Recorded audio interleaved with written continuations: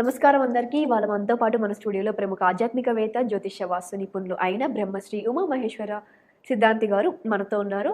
మరి ఈ సెప్టెంబర్ నెలలో ద్వాదశ రాశుల వారికి ఎలా ఉండబోతుంది, ఏ రాశుల వారు ఎలాంటి పరిహారాలు చేసుకుంటే చక్కగా ఉంటుందో గురువుగారిని అడిగి తెలుసుకుందాం. ఇంకెందుకు లేట్, మరి గురువుగారిని అడిగి తెలుసుకుందాం. నమస్కారం గురువుగారు. సర్వమంగళ మాంగళ్యే శివే సర్వార్థ సాధకే శరణ్యే త్రయంబకీ దేవి నారాయణీ నమోస్తుతే. ఓం గం గణపతియే నమః. ఓం శ్రీ గురుభ్యో నమః. గురుగారు, మరి ఈ సెప్టెంబర్ నెలలో తులారాశి ఎట్లా ఉండబోతుంది? తులారాశి సెప్టెంబర్ నెల శ్రీ క్రోధినామ సంవత్సరం బహుళ చతుర్దశి ఆదివారం, ఆశ్లేష నక్షత్రం అని ముందు చెప్పుకున్నాం. తులారాశి వారి యొక్క పరిస్థితులు చెప్పాలి అంటే కొంచెం ఇబ్బందికరమైన పరిస్థితులు చెప్పాలి. ఏంటో ఇబ్బంది, వీళ్ళకి ఆదాయం లేదా, ముక్కు మీద తెరేసుకుంటారు. లేదంటే బ్రహ్మాండమైన ఆదాయం ఉంది, ఉంది. బ్రహ్మాండ కష్టం చేస్తున్నారు వీళ్ళు, ఒళ్ళు దోసుకోకుండా పని చేసేస్తున్నారు. బరువు అన్ని అత్తరం గురించి ఆలోచిస్తలేదు, చేసేస్తున్నారు, తెచ్చేస్తున్నారు, డబ్బులు వస్తున్నాయి. కానీ రెట్టింపు ఖర్చు పెడుతున్నారు. తెచ్చిన దానికి వృధా ఖర్చు అంటారు దీన్ని. రే నీ ఎంత గొప్పవాడు లేడురా, అబ్బాబ్బా ఎంత మంచోడు నువ్వు, ఎంత గొప్పవాడు, ఈయన పొగుడుతున్నాడు అని చెప్పి అనుకుని ఉగ్గు తెబ్బులు అయిపోతున్నాడు. తులారాశి పొగడత లేదు, నిన్ను అందరం ఎక్కిస్తున్నట్టే ములగ చెట్టు ఎక్కిస్తున్నారు. ములగ చెట్టు ఎక్కిస్తే ఆగుద్దా, ఇరిగిపోతుంది. కింద పడితే కాలు చదివి ఇరుగుతుంది. అటువంటి విధంగా ఈ యొక్క ఉన్నారు. అలాగే తులారాశి వాళ్ళు అప్పులు ఎక్కువ చేస్తున్నారు ఈ నెలలో కూడా. మొన్న ఆగస్టులో చేశారని చెప్పాను, ఈ నెలలో కూడా చేశారని చెప్తున్నారు. అప్పులు ఎక్కువగా ఉన్నాయి. అప్పు చేయడం చాలా ఈజీ, తీర్చడం అనేది కష్టం. ఆ అప్పుల వల్ల కొన్ని ఇబ్బందికరమైన పరిస్థితులు వస్తాయి. కట్టాలి, డబ్బులు కట్టాలి. వచ్చిన డబ్బు మొత్తం ఇంటి ఖర్చు కన్నా వీళ్ళకి ఇంటి బయట ఖర్చు ఎక్కువైపోతుంది. అటువంటి విధంగా ఈ తులారాశి వారు ఉన్నారు. సరే, తులారాశిలో ఉన్న వాళ్ళు అందరికీ ఇలాగా ఉందా అంటే అందరికీ ఒక రకంగా ఉంటుంది. కానీ భార్యాభర్తలు అలాగ ఉన్నారు. తెచ్చిన దాంట్లో సంతృప్తికరంగా మెలుగుతున్నారు అని చెప్పాలి. భార్య మాట భర్త వింటున్నాడు, భర్త మాట భార్య ఉంటుంది. అరమరికలు లేకుండా ఉంటున్నారు.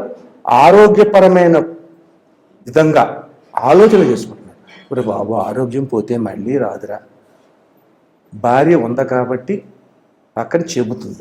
మరి పెళ్ళికానుడు ఇక్కడ తల్లి చేరితే ఏంటి తిక్కలుడు, తాను పట్టిన కుందేలకి 3 కాళ్ళు అంటుంటారు. మరి నాయనా నువ్వు 3 కాదురా 4 ఉన్నాయి సరిగ్గా చూడరా అంటే ఆ 4 కాళ్ళు ఇచ్చేసి పక్కన వేసి చూపించి అంటాడు. ఇంకేం చెప్తాం, చెప్పడానికి ఏం లేదు. ఏదో సామెత ఉంది, చేతముడు చెబితే వినడం కొడితే ఎడుతాడు. అలాగ ఉంటుంది ఇక్కడ ఈ తులారాశి వారి యొక్క పరిస్థితి ఈ రకంగా అవుతుంది. అయినా ఆరోగ్య విషయం గురించి జాగ్రత్త వహించండి. అనారోగ్యాన్ని కొని తెచ్చుకోవద్దు. అంటే అర్థం ఏంటి, ఇక్కడ అనారోగ్యాన్ని మీరే కొనుక్కుంటున్నారు. డబ్బెట్టి కొని తెచ్చుకోవద్దు, అర్థం చేసుకోగలరు. అంటే ఏంటంటే వ్యసనతత్వానికి లోన్ అవ్వడం, కొని తెచ్చుకోవడం అంటే. వ్యసనతత్వం అంటే ఏంటి, ఒక మందు బాటిల్ తెచ్చుకుని కొనుడితే ఉత్తిమే రాలేదు, డబ్బెట్టి కొన్నాడు, అది తీసుకొచ్చి సేవించాడు. ఏమైంది, ఈ నెలలోని అనారోగ్యానికి గురైపోయాడు, లేనిపోని ఇబ్బందికరమైన పరిస్థితులు పోయారు. అటువంటి పరిస్థితి ప్రభావాలకు చెందే విధానమే ఈ తులారాశి. భార్యాభర్తలు అంటే ఇక్కడ వివాహం కాని వారి గురించి చెప్పుకుంటచ్చు. భార్యాభర్తల గురించి కూడా మనం చెప్పుకున్నాం, బాగానే ఉంది కదా అని. విద్యార్థులు ఎలాగ ఉండాలి, చదువు ఎలాగుందయ్యా, చదువు సమతత్వంగా ఉంది. ఈ నెలలో ఏ రాశిలోని కూడా విద్యార్థులు అంటే ద్వాదశ రాశుల్లో ఏ రాశి వారు నష్టపోవటం లేదు. విద్యార్థి రంగాన్ని చెప్పాలంటే నష్టపోవట్లేదు, అన్ని రాశుల వారు ఉన్నారు. నష్టపోతున్న రాశి ఒకటి ఉంది, వృశ్చిక రాశి ఉంది. తర్వాత చెప్పుకుందాం, దీని తర్వాతే వృశ్చిక రాశి. అందులో వాళ్ళు నష్టపోతున్నారు. అర్ధాష్టమ శని వల్ల చాలామంది ఇబ్బందులు ఉన్నారు. అందులో విద్యార్థులు కూడా ఉన్నారు. కానీ తులారాశిలో ఉన్న విద్యార్థులు శుభదాయకమైన ఫలితాలు పొందుతున్నారు. అలాగే వ్యాపార రంగంలో ఉన్నవారు, చిన్న చితక వ్యాపారాలు చేసుకునే వారికి ఉపయోగకరమైన పరిస్థితులు పొందగలుగుతారు. పొందిన తర్వాత బాగానే ఉంది, నష్టం రాలేదు, లాభం వచ్చింది. ఉద్యోగం చేసేవాడికి లాభంగానే ఉంది, డబ్బు వస్తుంది. డబ్బు రావట్లేదు అన్న విధానం కనపడతలేదు, డబ్బు వస్తుంది కానీ డబ్బు నిలబడతలేదు. ఇక్కడ బంధువర్గం వారు దోచుకుంటున్నారు. ఈ డబ్బుని ఎవరు తీసుకుంటున్నారు? బంధువులు తీసుకుంటున్నారు, స్నేహితులు కాదు. బంధువర్గం వారు ఈ డబ్బులు ఎప్పుడైతే నువ్వు అంతవాడి ఎంతవాడు అనగానే డబ్బు తగ్గిపోయింది, లాభం అయిపోయి ఉన్న డబ్బులన్నీ తీసుకెళ్ళి చేతుల్లో పోసేస్తున్నారు. ఒరే బాబు నేను చూడాలని ఉందిరా, నేను ఎక్కడో ఉన్నాను అరుణాచలంలో, నువ్వు హైదరాబాద్లో ఉన్నావు, నీ అంత గొప్ప వాళ్ళు ఏడు బాబు అంటే హైదరాబాద్ నుంచి అరుణాచలం వెళ్ళిపోతాడు. అరుణాచలం పక్కన ఉందా?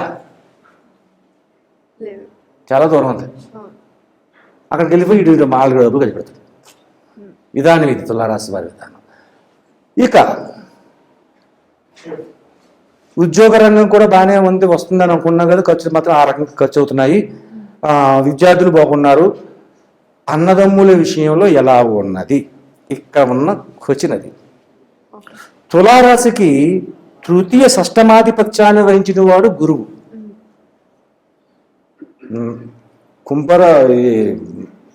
ధనుసు రాశికి మీనరాశికి ఆధిపత్యాన్ని వహించిన గురుడు ఎక్కడున్నాడయ్యా? తులారాశికి అష్టమ స్థానమైన వృషభ రాశిలో ఉన్నాడు. అంటే ఏమైంది? తులారాశికి అధిపతి శుక్రుడే, వృషభ రాశికి అధిపతి శుక్రుడే. శత్రుస్థానంలో అన్నదమ్ముల మధ్య తగవలు వస్తున్నాయి. ఇక్కడ తులారాశి వారికి అన్నదమ్ముల తగవలు వచ్చాయంటే ఏమవుతుంది? ఏ తగలు వస్తాయి అన్నదమ్ములు వచ్చాయి? పంపకాల దగ్గర ఆమె నీకు ఎక్కువ రాసింది, నాన్న నాకు ఎక్కువ రాసింది అని ఇలాంటివి తగవలు వస్తాయి. ఈ తగవల వలన అనుకోని విధముగా ఇలాగే తమలో తాము పరిష్కరించుకోవాలి. ఈ యొక్క సెప్టెంబర్ నెలలో వినాయక చవితి వెళ్ళిన తర్వాత తులారాశి వారు తగవలను తమలో తానే పరిష్కరించుకోవాలి. ఎదుటి వ్యక్తికి, మూడో వ్యక్తి వీళ్ళ మధ్యకి రాకూడదు. వస్తే అది కోర్టు వ్యవహారం దాకా వెళ్ళిపోతుంది. ఆస్తి తగాదాలు అవ్వచ్చు, పొలం తగాదాలు అవ్వచ్చు, ఇంకా ధనంతో సంబంధించింది అవ్వచ్చు. ఏది వచ్చినా కూడా వారికి వారే పరిష్కరించుకోవాలి. మూడో వ్యక్తి రాకూడదు. మూడో వ్యక్తి వస్తే ముక్కలు చేస్తారు. ఇది ఈ తులారాశి వారు ఎవరైనా కొత్త బిజినెస్ స్టార్ట్ చేయాలి అనుకుంటే ఎలా ఉంటుంది? తులారాశి వారికి వచ్చిన డబ్బే నిలబడతలేదు. ఇంకా బిజినెస్ ఏం పెట్టగలడమ్మా? ఏం చేయగలడు? బిజినెస్ చేసే డబ్బు ఏమన్నా ఉంటే అది కూడా బంధువర్గంలో పట్టుకుపోతున్నారు. ఇదే డబ్బే ఉంచట్లేదు. ఇదే డబ్బేది. ఒక వ్యాపార సంస్థను నిర్మాణం చెయ్యాలన్నా, వ్యాపార సంస్థని ప్రారంభించాలన్నా ఏం కావాలి? ధనం కావాలి. ధనం మూలం మిదం జగత్. ధనం లేని జగత్తే లేదు. ఇది డబ్బేది. ఉన్న డబ్బంతా సంబరాలకి ఒకరితలకి వెళ్ళిపోతుంది కదా. కాబట్టి ఈ యొక్క సెప్టెంబర్ నెలలో తులారాశి వారికి ఏ విధమైన నూతన వ్యాపారాల గురించి కానీ, వ్యవహారాల గురించి కానీ ఆలోచించవలసిన అవసరం లేదు. మరి ఇలా ఉంది అని చెప్పారు తులారాశి వారికి సెప్టెంబర్లో. మరి దీనికి తగ్గ పరిహారాలు కొంచెం వివరించండి. పరిహార విధానంగా చెప్పుకోవాలంటే తులారాశికి ఆధిపత్యాన్ని వహించిన వాడు శుక్రుడు కాబట్టి, శుక్రుడు నీచ స్థానంలో ఉన్నాడు కాబట్టి, నీచ స్థానంలో ఉన్నందువలన శుక్రుడికి అసుర గురుతత్వం ఉంది. శుక్రుడు రాక్షసుల గురువు. రాక్షసులకు శత్రువు ఎవరు? విష్ణు. అంతే కదా. ఏ అవతారం ఎత్తినా విష్ణు అవతారం ఎత్తాడు. పరమశివుడు ఏ అవతారం ఎత్తలేదు, ఆదిదేవుడైన. కాబట్టి శుక్రుడు కూడా పూజించేది శివుడునే. శివనామస్మరణ చేసుకోవాలి వీళ్ళు ఎక్కువగా. ప్రతి సోమవారం కూడా చక్కగా ఇందులోని స్వాతి నక్షత్రం ఉన్న వాళ్ళు ఉన్నారు. స్వాతి నక్షత్రం కలిగిన వాళ్ళు తులారాశిలో ఉన్నారు. అనురాధ విశాఖ నక్షత్రం కలిగిన వాళ్ళు ఉన్నారు. విశాఖ 1, 2, 3 పాదములు కూడా తులారాశిలోనే ఉంటాయి. చిత్త 3-4 పాదాలు కలిగిన వారు కూడా ఇందులోనే ఉన్నారు. ఇందులో ముఖ్యంగా అనురాధ నక్షత్రం కలిగి ఉన్న వారు ఎవరైతే ఉన్నారో వాళ్ళు శివాలయానికి వెళ్ళే ముందు నవగ్రహముల చుట్టూ, స్వాతి నక్షత్రం ఉన్న వాళ్ళు శివాలయంలో నవగ్రహములు ఉన్న చోటకి వెళ్ళి ఆ యొక్క నవగ్రహముల చుట్టూ 9 ప్రదక్షిణలు చేయండి, నమస్కరించండి. అక్కడ మీరు పట్టుకెళ్ళింది ఏదైనా ఉంటే నైవేద్యంగా చేయండి. ఏం పట్టుకెళ్తారే అంటే బెల్లం ముక్క పట్టుకెళ్తారు. అందుకంటే కొబ్బరికాయ కూడా అక్కర్లేదు, బెల్లం ముక్క పట్టుకెళ్తే చాలు. ఆ రాహు నక్షత్రం అనురాధ అంటే ఆ రాహు గ్రహం దగ్గర పెట్టి నమస్కరించి మళ్ళీ బయటికి వెళ్ళినాడు. గుడి బయటికి వెళ్ళి శుభ్రంగా కాళ్ళు చేతులు ముఖము కడుక్కుని శుభ్రంగా తుడుచుకుని ఎక్కువగా విభూతిని ధరించి వీలైతే స్నానం చేసి శివాలయానికి మళ్ళా రావాలి. సోమవారం నాడు ఉదయం ఇక్కడికి వెళ్ళి అనురాధ నక్షత్రం వాళ్ళు, నవగ్రహములు స్వాతి నక్షత్రం వాళ్ళు, ఈ స్వాతి నక్షత్రం వాళ్ళు వెళ్ళి తిరిగి ప్రదర్శన చేసి మళ్ళీ వచ్చిన తర్వాత మళ్ళీ అభిషేకం చేశారు. తులారాశి వారు మొత్తం నక్షత్రాలు 3 నక్షత్రాలు కలిసి ఉంటాయి కాబట్టి 3 నక్షత్రాలు కలిగిన వాళ్ళు తులారాశి వారు అందరూ ఎవరి మంది కూడా సోమవారం నాడు అభిషేకం చేయించాలి, మధ్యాహ్నం శాకాహార భోజనం చేయాలి. అలాగే లలితా సహస్రనామ మధ్యాహ్నం వినాలి, లలితా సహస్రనామాన్ని వినాలి. సాయం సంధ్యా సమయంలో మళ్ళా శివాలయంలోకి వెళ్ళి శివ దర్శనం చేసుకోవాలి. ఈ రకమైనటువంటి పరిస్థితులతో ఈ ప్రభావవంతమైనది తొలగించుకుంటే అన్ని రంగముల వారికి కూడా శుభదాయకమైన ఫలితాలు వస్తాయి. అధికమైన ఖర్చులకు గురి అయ్యారు కాబట్టి ఆ అధికమైన ఖర్చులని నియంత్రణ చేసేదే వస్తుంది. అందులో ముఖ్యంగా ఈ యొక్క స్వాతి నక్షత్ర జాతకులు ఎవరైతే ఉన్నారో ఈ యొక్క సోమవారం నాడు రాహు దగ్గర ప్రదర్శన చేస్తున్నారు కదా, ఆ రోజునాడు వీళ్ళు శాకాహార ఫుడ్తో పాటు సాయం సంధ్యా సమయంలోని కూడా ఒక దీపాన్ని పెట్టుకోవాలి.